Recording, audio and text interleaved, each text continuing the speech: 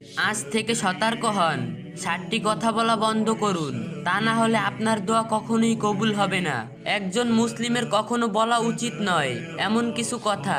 ইবনুল কাইয়ুম রহমাতুল্লাহ আলাইহি বলছেন, গোনাহ দোয়াকে ঠেকিয়ে দেয়, যেমন আগুন ও পানি একে অপরের শত্রু। শেষে দেওয়া গাইডটা অবশ্যই শুনবেন, সেখানে দোয়া কবুল হওয়ার একটি প্রমাণিত পদ্ধতি দেওয়া আছে। এই 60টি কথা বলা থেকে অবশ্যই বিরত থাকবেন। এক, ওর চেহারা দেখো। কারো চেহারা নিয়ে হাসি তামাশা করা মানে আল্লাহর সৃষ্টি নিয়ে ঠাট্টা করা। আল্লাহ বলেন, অবশ্যই আমি মানুষকে সৃষ্টি করেছি সর্ব উত্তম গঠনে। সূরা আত-তিন। 2, আল্লাহ আমাকে ক্ষমা করবেন না। হে আমার বান্দাগণ যারা নিজেদের উপর বাড়াবাড়ি করছে, তোমরা আল্লাহর রহমত থেকে নিরাশ হইও না।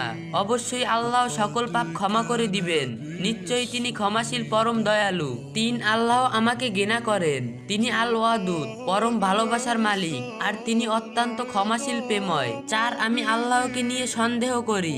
দোয়া করার সময় পূর্ণ বিশ্বাস ইয়াকিন নিয়ে দোয়া করুন। 5, আমি কোনো কাজেরই নই, আমি অমূল্যহীন, আর আমি তো আদম সন্তানদের সম্মানিত করেছি, এবং আমি তাদেরকে স্থল ও সমুদ্র বাহন দিয়েছি, এবং তাদেরকে দিয়েছি উত্তম রিজিক।